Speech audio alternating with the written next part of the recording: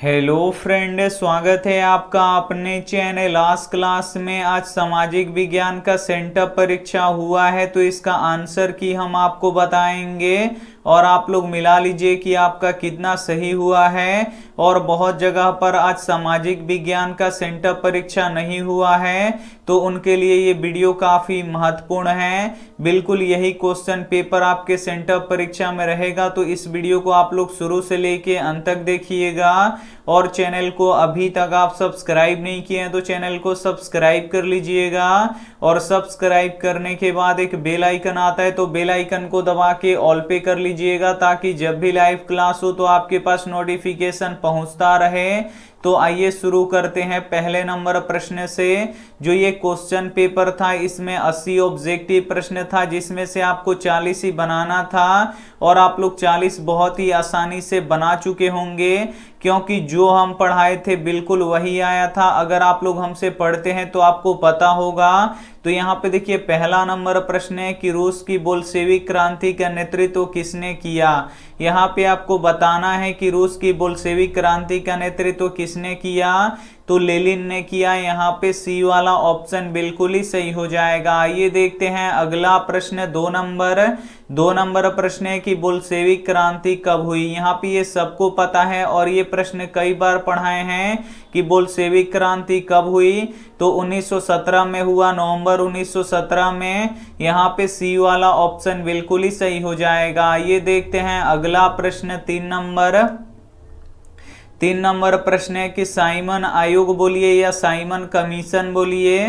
तो यहाँ पे लिखा गया है कि साइमन आयोग किस वर्ष भारत आया तो 1928 में आया। इसे आपको याद रखना है। यहाँ पे डी वाला ऑप्शन बिल्कुल ही सही हो जाएगा। ये देखते हैं अगला प्रश्न चार नंबर प्रश्न है कि हिंद चीन पहुंचने वाले प्रथम व्यापारी कौन थे। यहाँ पे आपको बताना है कि हिंद चीन पहुंचने वाले प्रथम व्यापारी कौन थे तो कई बार आपको बताए हैं पुर्तगाली हैं। यहाँ पे सी ऑप्शन बिल्कुल ही सही हो जाएगा। जो भी बच्चे हमसे पढ़े होंगे वो आराम से यहाँ पे 40 सही करके आए होंगे, ये हमारा गारंटी है। तो आप लोग जरूर बताइएगा कमेंट बॉक्स में कि आपने 40 में 40 सही किया है कि नहीं किया है। आइए देखते हैं अगला प्रश्न पांच नंबर प्रश्न है कि जनसंख्या का घनत्व सबसे अधिक कहाँ होता है। यहाँ पे आपको बताना है कि जनसंख्या का घनत्व सबसे अधिक कहाँ होता है तो महानगरों में होता है। ये भी कई बार हम आपको बताए हैं। यहाँ पे डी वाला ऑप्शन बिल्कुल ही सही हो जाएगा। 6 नंबर प्रश्न देख लीजिए, कार्ल मार्क्स का जन्म कहाँ हुआ था। यहाँ पे आपको बताना है कि कार्ल मार्क्स का जन्म कहाँ हुआ था तो जर्मनी में हुआ था। ये भी बताए हैं बहुत बार। यहाँ पे बी वाला ऑप्शन बिल्कुल ही सही हो जाएगा। आइए देखते हैं अगला प्रश्न 7 नंबर प्रश्न है कि विश्व Suraiya iron and steel company कहाँ स्थित है तो ये राउरकेला में स्थित है। इसे आपको याद रखना है। यहाँ पे ए वाला ऑप्शन बिल्कुल ही सही हो जाएगा। ये देखते हैं अगला प्रश्न 8 नंबर प्रश्न है कि अप्रैल थीसिस किसने दी। यहाँ पे आपको बताना है कि अप्रैल थीसिस किसने दी तो लेनिन ने दिया। इसे आपको याद रखना है। यहाँ पे सी वाला ऑप्शन बिल्कुल ही सही हो जाएगा। ये देखते हैं अगला प्रश्न 9 नंबर प्रश्न है कि लखनऊ समझौता किस वर्ष हुआ। यहाँ पे आपको बताना है कि लखनऊ समझौता किस वर्ष हुआ तो कई बार बता चुके हैं कि 1916 में हुआ। यहाँ पे ए ऑप्शन बिल्कुल ही सही हो जाएगा। ये देखते हैं अगला प्रश्न 10 नंबर प्रश्न है कि भारतीय राष्ट्रीय कांग्रेस के पहले अध्यक्ष कौन थे तो व्योमेश चंद्र बनर्जी थे, लेकिन यहाँ पे गलती से उमेश चंद्र बनर्जी लिखा गया है तो यहाँ पे बी वाला ऑप्शन बिल्कुल ही सही हो जाएगा। आइए देखते हैं अगला प्रश्न 11 नंबर प्रश्न है कि विश्व व्यापार संगठन की स्थापना किस वर्ष की गई। यहाँ पे आपको बताना है कि विश्व व्यापार संगठन की स्थापना किस वर्ष की गई तो 1995 में किया गया। इसे आपको याद रखना है। यहाँ पे डी वाला ऑप्शन बिल्कुल ही सही हो जाएगा। ये देखते हैं अगला प्रश्न 12 नंबर प्रश्न है कि निम्न में से किस देश में मिश्रित अर्थव्यवस्था है। यहाँ पे आपको बताना है कि निम्न में से किस देश में मिश्रित अर्थव्यवस्था है, तो अपने देश भारत में है, इसे आपको याद रखना है। यहाँ पे सी वाला ऑप्शन बिल्कुल ही सही हो जाएगा। आइए देखते हैं अगला प्रश्न 13 नंबर प्रश्न है कि सेवा क्षेत्र में कौन सी क्रियाएं सम्मिलित होती हैं। यहाँ पे आपको बताना है कि सेवा क्षेत्र में कौन सी क्रियाएं सम्मिलित होती हैं, तो यातायात, संचार, बैंकिंग सम्मिलित होती हैं। यहाँ पे सी वाला ऑप्शन बिल्कुल ही सही हो जाएगा। जितना भी सेंटर परीक्षा में प्रश्न पूछा गया है वो सभी प्रश्न हम पिछली कक्षाओं में पढ़ा चुके हैं, पहले ही पढ़ा चुके हैं, तो आप लोग आराम से इसको सॉल्व करके आए होंगे, ये हमारा गारंटी है। 14 नंबर प्रश्न देखिए कि राष्ट्रीय आय की गणना किस विधि द्वारा की जाती है। यहाँ पे आपको बताना है कि राष्ट्रीय आय की गणना किस विधि के द्वारा की जाती है, तो उत्पादन एवं मूल्य जोड़ विधि के द्वारा की जाती है, इसे आपको याद रखना है। यहाँ पे सी वाला ऑप्शन बिल्कुल ही सही हो जाएगा। आइए देखते हैं अगला प्रश्न 15 नंबर प्रश्न है कि भारतीय बैंकिंग प्रणाली के शीर्ष पर है। यहाँ पे आपको बताना है कि भारतीय बैंकिंग प्रणाली के शीर्ष पर है, तो रिजर्व बैंक ऑफ इंडिया है, इसे आपको याद रखना है। यहाँ पे डी वाला ऑप्शन बिल्कुल ही सही हो जाएगा। आइए देखते हैं अगला प्रश्न 16 नंबर प्रश्न है कि भारत का वित्तीय वर्ष कौन सा है। यहाँ पे आपको बताना है कि भारत का वित्तीय वर्ष कौन सा है, तो 1 अप्रैल से लेके 31 मार्च तक का है, इसे आपको याद रखना है। यहाँ पे सी ऑप्शन बिल्कुल ही सही हो जाएगा। आइए देखते हैं अगला प्रश्न 17 नंबर प्रश्न है कि निम्न में से कौन सेवा गैर सरकारी है। इसमें से आपको बताना है कि कौन सी सेवा है जो गैर सरकारी है यानी प्राइवेट है, तो मॉल सेवा है, ये भी प्रश्न कई बार बता चुके हैं। यहाँ पे सी ऑप्शन बिल्कुल ही सही हो जाएगा। 18 नंबर भी प्रश्न कई बार बता चुके हैं कि व्यावसायिक बैंकों का राष्ट्रीयकरण कब किया गया था, तो 1969 में किया गया था। यहाँ पे बी वाला ऑप्शन बिल्कुल ही सही हो जाएगा। आइए देखते हैं अगला प्रश्न 19 नंबर प्रश्न है कि गरीबी के कुचक्र की धारणा किस अर्थशास्त्री ने दी। यहाँ पे आपको बताना है कि गरीबी के कुचक्र की धारणा किस अर्थशास्त्री ने दी, तो रेगनर नर्क्स ने दिया, इसे आपको याद रखना है। यहाँ पे सी ऑप्शन बिल्कुल ही सही हो जाएगा। 20 नंबर प्रश्न है कि निम्न में से कौन बीमारू राज्य नहीं है, तो बिहार, मध्य प्रदेश और यहाँ पे देखिए कर्नाटक भी दे दिया है। तो यहाँ पे देखिए जो बीमारू राज्य नहीं है वो कौन कौन नहीं है, तो कर्नाटक नहीं है बीमारू राज्य, इसे आपको याद रखना है। यहाँ पे सी ऑप्शन बिल्कुल ही सही हो जाएगा। और बिहार, मध्य प्रदेश और उड़ीसा ये बीमारू राज्य है, इसे आपको याद रखना है। और ये भी प्रश्न हम आपको बता चुके हैं। यहाँ पे 21 नंबर प्रश्न देखिए कि मंदार हिल किस जिला में स्थित है, और ये भी प्रश्न कई बार हम आपको बता चुके हैं कि मंदार हिल किस जिला में स्थित है, तो ये बांका में स्थित है, इसे आपको याद रखना है। यहाँ पे सी ऑप्शन बिल्कुल ही सही हो जाएगा। आइए देखते हैं अगला प्रश्न 22 नंबर भी प्रश्न कई बार बता चुके हैं कि कांजीरंगा राष्ट्रीय उद्यान कहाँ है, तो कांजीरंगा राष्ट्रीय उद्यान असम राज्य में स्थित है। यहाँ पे बी वाला ऑप्शन बिल्कुल ही सही हो जाएगा। आइए देखते हैं अगला प्रश्न 23 नंबर प्रश्न है कि संजय गांधी जैविक उद्यान कहाँ है। यहाँ पे आपको बताना है कि संजय गांधी जैविक उद्यान कहाँ है, तो कई बार बता चुके हैं कि पटना में है। यहाँ पे सी ऑप्शन बिल्कुल ही सही हो जाएगा। आइए देखते हैं अगला प्रश्न 24 नंबर प्रश्न है कि ऊर्जा का गैर पारंपरिक स्रोत कौन सा है। यहाँ पे आपको बताना है कि ऊर्जा का गैर पारंपरिक स्रोत कौन सा है, तो सौर ऊर्जा है, इसे आपको याद रखना है। यहाँ पे डी वाला ऑप्शन बिल्कुल ही सही हो जाएगा। ये देखते हैं अगला प्रश्न 25 नंबर प्रश्न है कि देश के बांधों को किसने भारत का मंदिर कहा था।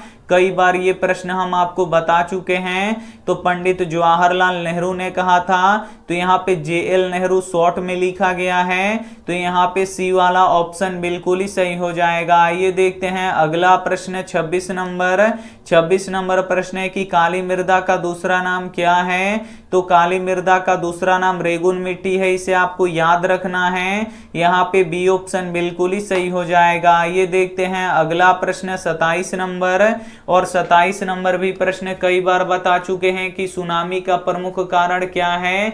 तो सुनामी का प्रमुख कारण समुद्र में भूकंप आना है, इसे आपको याद रखना है। यहाँ पे ए ऑप्शन बिल्कुल ही सही हो जाएगा। 28 नंबर प्रश्न देखिए कि पृथ्वी की सतह पर सर्वप्रथम पहुंचने वाली भूकंपीय तरंग है, तो पी तरंग है, इसे आपको याद रखना है।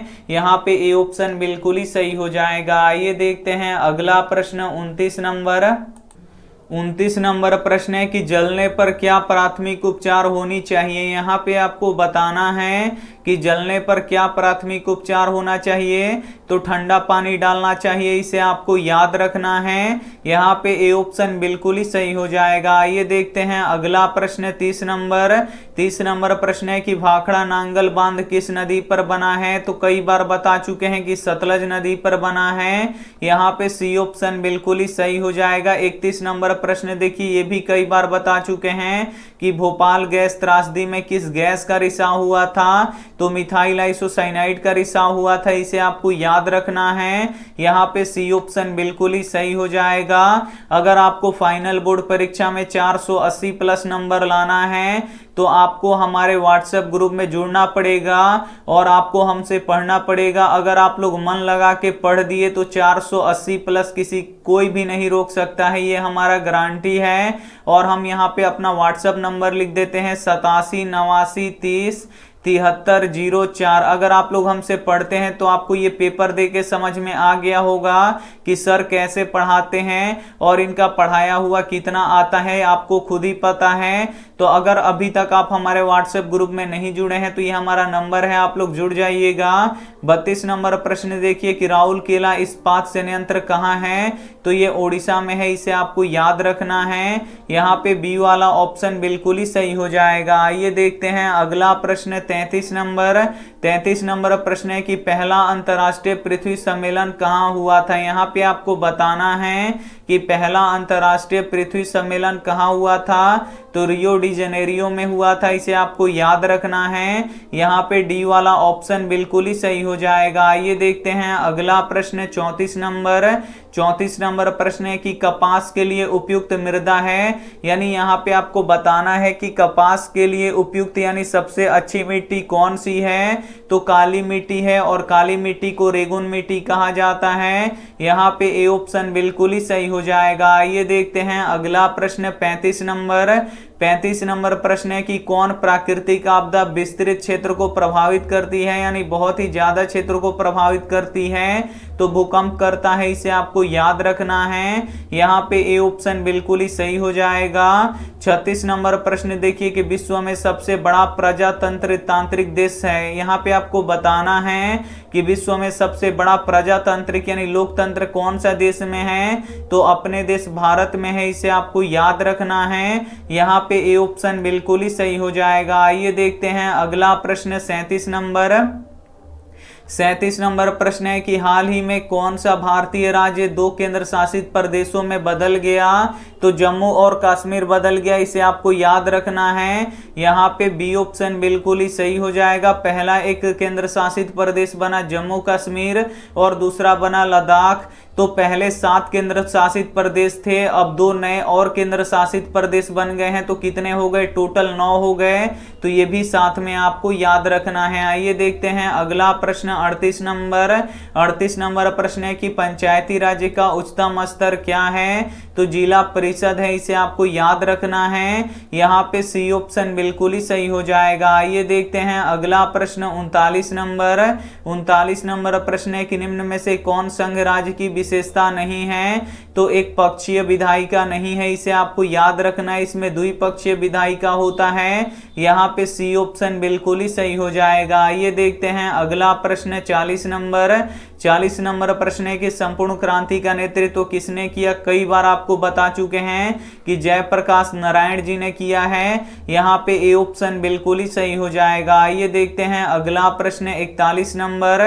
41 नंबर प्रश्न है कि किस वर्ष सूचना का अधिकार एक्ट लागू हुआ। यहाँ पे आपको बताना है कि किस वर्ष सूचना का अधिकार एक्ट लागू हुआ, तो 2005 में लागू हुआ, इसे आपको याद रखना है। यहाँ पे बी वाला ऑप्शन बिल्कुल ही सही हो जाएगा। ये देखते हैं अगला प्रश्न 42 नंबर।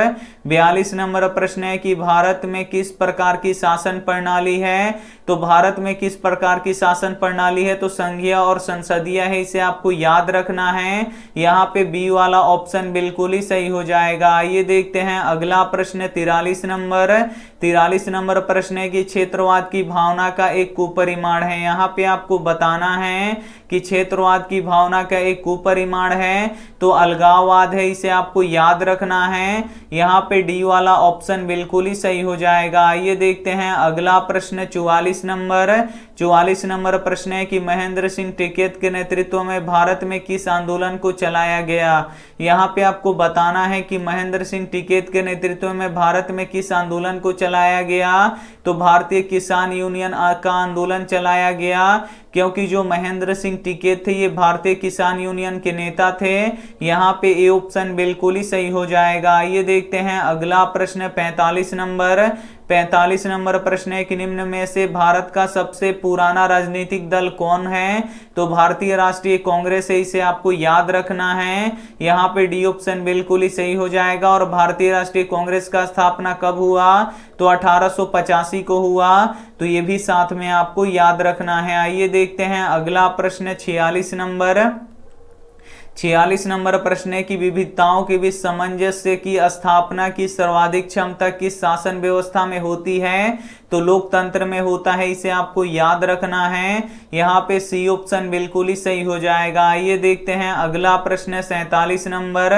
47 नंबर प्रश्न है कि भारत में हुए 1977 में आम चुनाव में किस पार्टी को बहुमत मिला, तो 1977 में जो आम चुनाव हुआ था उसमें जनता पार्टी को बहुमत मिला। यहाँ पे बी ऑप्शन बिल्कुल ही सही हो जाएगा। ये देखते हैं अगला प्रश्न 48 नंबर। 48 नंबर प्रश्न है कि सूचना का अधिकार आंदोलन किस राज्य से शुरू हुआ, तो राजस्थान से शुरू हुआ। जितना भी ये प्रश्न पूछा गया वो पहले ही हम आपको पढ़ा चुके हैं, तो जो बच्चे हमसे पहले से पढ़ते होंगे इन प्रश्नों को चुटकियों में सॉल्व कर पाए होंगे। भारतीय संविधान, यहाँ पे देखिए भारतीय संविधान सभा का गठन कब हुआ, तो भारतीय संविधान सभा का गठन 1946 में हुआ, इसे आपको याद रखना है। यहाँ पे सी ऑप्शन बिल्कुल ही सही हो जाएगा। ये देखते हैं अगला प्रश्न 50 नंबर। 50 नंबर प्रश्न है कि किस सूची के विषय पर केंद्र तथा राज्य दोनों सरकारें कानून बना सकती है, तो समवर्ती सूची में बना सकती है, इसे आपको याद रखना है। यहाँ पे सी ऑप्शन बिल्कुल ही सही हो जाएगा। ये देखते हैं अगला प्रश्न 51 नंबर। 51 नंबर प्रश्न है कि भारत में वर्तमान में कितने केंद्र शासित प्रदेश हैं, तो पहले 7 केंद्र शासित प्रदेश थे, उसके बाद जम्मू और कश्मीर को 2 केंद्र शासित प्रदेश बना दिया गया, एक जम्मू कश्मीर और एक लद्दाख, तो टोटल कितने हो गए, 9 हो गए। यहाँ पे बी वाला ऑप्शन बिल्कुल ही सही हो जाएगा। ये देखते हैं अगला प्रश्न 52 नंबर। 52 नंबर प्रश्न है कि पंचायती राज व्यवस्था का प्रारंभ सर्वप्रथम भारत के किस राज्य से शुरू हुआ, तो ये राजस्थान से शुरू हुआ, कई बार आपको पढ़ा चुके हैं। यहाँ पे बी वाला ऑप्शन बिल्कुल ही सही हो जाएगा। आइए देखते हैं अगला प्रश्न 53 नंबर। 53 नंबर प्रश्न है कि बिहार पंचायती राज अधिनियम 2006 में महिलाओं को कितनी प्रतिशत आरक्षण प्रदान करता है, तो 50% करता है, इसे आपको याद रखना है। यहाँ पे डी वाला ऑप्शन बिल्कुल ही सही हो जाएगा। ये देखते हैं अगला प्रश्न 54 नंबर। और 54 नंबर भी प्रश्न हम आपको बताए हैं कि निर्वाचित महापौर का कार्यकाल कितने वर्षों का होता है, तो 5 वर्षों का होता है, इसे आपको याद रखना है। यहाँ पे बी वाला ऑप्शन बिल्कुल ही सही हो जाएगा। ये देखते हैं अगला प्रश्न 55 नंबर। और 55 नंबर भी प्रश्न कई बार बता चुके हैं कि पानी की कीमतों में वृद्धि के कारण कहाँ जन संघर्ष हुआ, तो बोलीविया में हुआ, इसे आपको याद रखना है। यहाँ पे डी वाला ऑप्शन बिल्कुल ही सही हो जाएगा। आइए देखते हैं अगला प्रश्न 56 नंबर। और 56 नंबर भी प्रश्न काफी आसान है कि अंकोर वाट का मंदिर कहाँ स्थित है, तो अंकोर वाट का मंदिर कंबोडिया में स्थित है, कई बार पढ़ा चुके हैं। यहाँ पे डी ऑप्शन बिल्कुल ही सही हो जाएगा। 57 नंबर प्रश्न है कि गांधी जी चंपारण किस वर्ष आए? तो 1917 में आए थे चंपारण आंदोलन में। यहाँ पे सी ऑप्शन बिल्कुल ही सही हो जाएगा। आइए देखते हैं अगला प्रश्न 58 नंबर प्रश्न है कि किस पुस्तक को समाजवादियों का बाइबिल कहा जाता है? तो दास कैपिटल को समाजवादियों का बाइबिल कहा जाता है, इसे आपको याद रखना है। यहाँ पे सी ऑप्शन बिल्कुल ही सही हो जाएगा। आइए देखते हैं अगला प्रश्न 59 नंबर प्रश्न है कि गांधी जी ने किस गोलमेज सम्मेलन में भाग लिया? जो गांधी जी थे ये किस गोलमेज सम्मेलन में भाग लिए थे? तो द्वितीय गोलमेज सम्मेलन में भाग लिए थे। यहाँ पे बी ऑप्शन बिल्कुल ही सही हो जाएगा। आइए देखते हैं अगला प्रश्न 60 नंबर प्रश्न है कि चार्टिस्ट आंदोलन कहाँ हुआ? तो चार्टिस्ट आंदोलन लंदन में हुआ था, इसे आपको याद रखना है। यहाँ पे ए ऑप्शन बिल्कुल ही सही हो जाएगा। आइए देखते हैं अगला प्रश्न 61 नंबर प्रश्न है कि पटना में गोलघर का निर्माण किस उद्देश्य से हुआ था? तो पटना में गोलघर का निर्माण किस उद्देश्य से हुआ था? तो अनाज भंडारण यानी अनाज रखने के लिए हुआ था। यहाँ पे ए ऑप्शन बिल्कुल ही सही हो जाएगा। और गोलघर कब बना था? तो 1786 ईस्वी में बना था, तो ये भी साथ में आपको याद रखना है। आइए देखते हैं अगला प्रश्न 62 नंबर प्रश्न है कि पूंजीपति वर्ग के द्वारा किस वर्ग का शोषण हुआ? तो श्रमिक वर्ग का भी हुआ, मध्यम वर्ग का भी हुआ, कृषक वर्ग का भी हुआ, यानी इनमें से सभी वर्ग का शोषण किया जो पूंजीपति वर्ग है। यहाँ पे डी ऑप्शन बिल्कुल ही सही हो जाएगा। आइए देखते हैं अगला प्रश्न 63 नंबर प्रश्न है कि अंतर्राष्ट्रीय मुद्रा कोष का गठन कब हुआ था? यहाँ पे आपको बताना है कि अंतर्राष्ट्रीय मुद्रा कोष का गठन कब हुआ था? तो 1944 में हुआ था, इसे आपको याद रखना है। यहाँ पे सी ऑप्शन बिल्कुल ही सही हो जाएगा। आइए देखते हैं अगला प्रश्न 64 नंबर प्रश्न है कि विश्व आर्थिक मंदी की शुरुआत कब हुई? यहाँ पे आपको बताना है कि विश्व आर्थिक मंदी की शुरुआत कब हुई? तो 1929 में हुआ। यहाँ पे बी ऑप्शन बिल्कुल ही सही हो जाएगा। आइए देखते हैं अगला प्रश्न 65 नंबर प्रश्न है कि महात्मा गांधी किस पत्रिका का संपादन यानी प्रकाशन किए थे? तो यंग इंडिया और हरिजन दोनों का किए थे। तो यहाँ पे ए और बी दोनों क्या हो जाएगा? बिल्कुल ही सही आंसर हो जाएगा। यहाँ पे सी वाला ऑप्शन बिल्कुल ही सही हो जाएगा। आइए देखते हैं अगला प्रश्न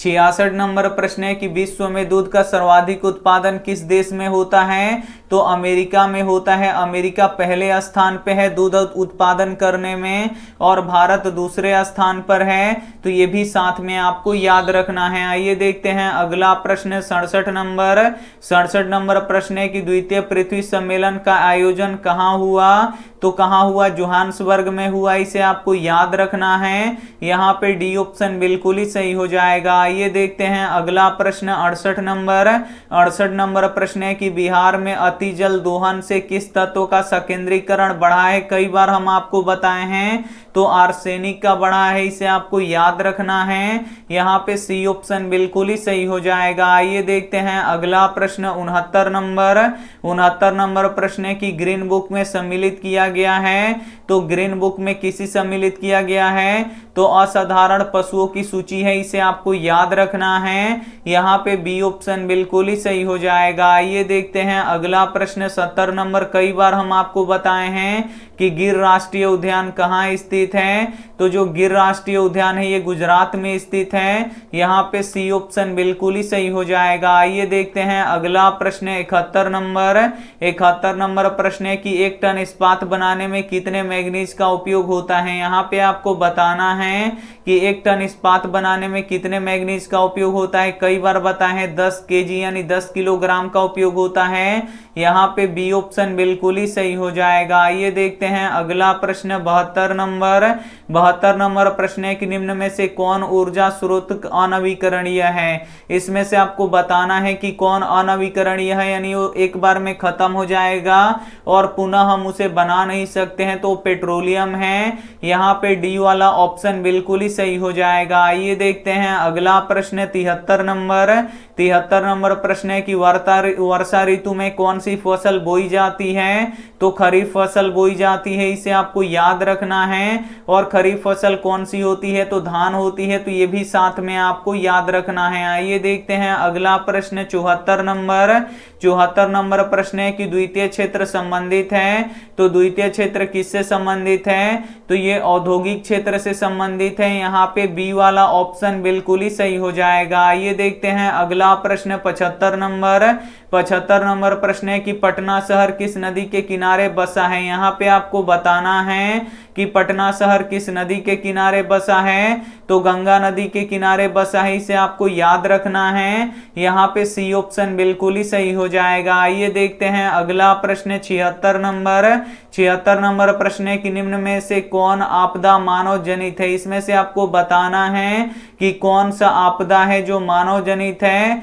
तो जो आतंकवाद होता है ये मानव करता है, तो आतंकवाद मानव जनित होगा। यहाँ पे डी ऑप्शन बिल्कुल ही सही हो जाएगा। आइए देखते हैं अगला प्रश्न 77 नंबर प्रश्न है कि लेनिन की मृत्यु कब हुई, तो लेनिन की मृत्यु 1924 में हुआ, इसे आपको याद रखना है। यहाँ पे डी वाला ऑप्शन बिल्कुल ही सही हो जाएगा। आइए देखते हैं अगला प्रश्न 78 नंबर प्रश्न है कि निम्नांकित में कौन सामाजिक संरचना का अंग है, तो शिक्षा, स्वास्थ्य सेवाएं, नागरिक सेवाएं, ये सभी सामाजिक संरचना का अंग है, तो इनमें से सभी क्या हो जाएगा, बिल्कुल ही सही आंसर हो जाएगा। आइए देखते हैं अगला प्रश्न 79 नंबर प्रश्न है कि राष्ट्रीय विकास परिषद का गठन कब हुआ। कई बार बताए हैं कि 1952 में हुआ, यहाँ पे सी ऑप्शन बिल्कुल ही सही हो जाएगा। आइए देखते हैं अगला प्रश्न 80 नंबर प्रश्न है कि भारत की वित्तीय राजधानी किस शहर को कहा गया है। यहाँ पे आपको बताना है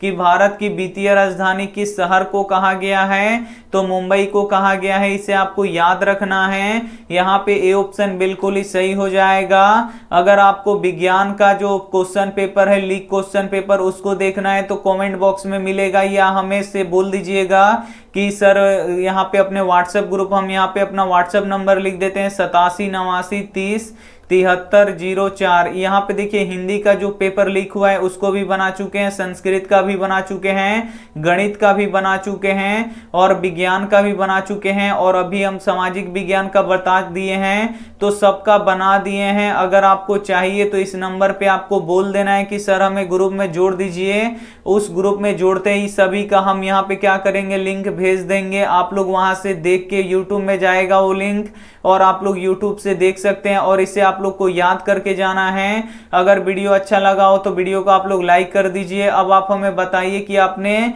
यहाँ पे जो हम पढ़ाए हैं वो आया है कि नहीं आया है, वही सब प्रश्न है कि नहीं, आप लोग कमेंट बॉक्स में बताइए। और बताइए कि आपने 40 के 40 प्रश्न आपने सही किया है कि नहीं किया है, आप लोग हमें कमेंट करके बताइए। सभी का कमेंट देख रहे हैं। और वीडियो को लाइक नहीं किए तो प्लीज आप लोग वीडियो को लाइक कीजिए, अपने दोस्तों के पास शेयर कीजिए। चैनल को सब्सक्राइब नहीं किए तो चैनल को सब्सक्राइब कीजिए। Thank you for watching. मिलते हैं अगली वीडियो में, तब तक अपना ध्यान रखिए, मन लगा के पढ़ाई कीजिए। Take care and bye.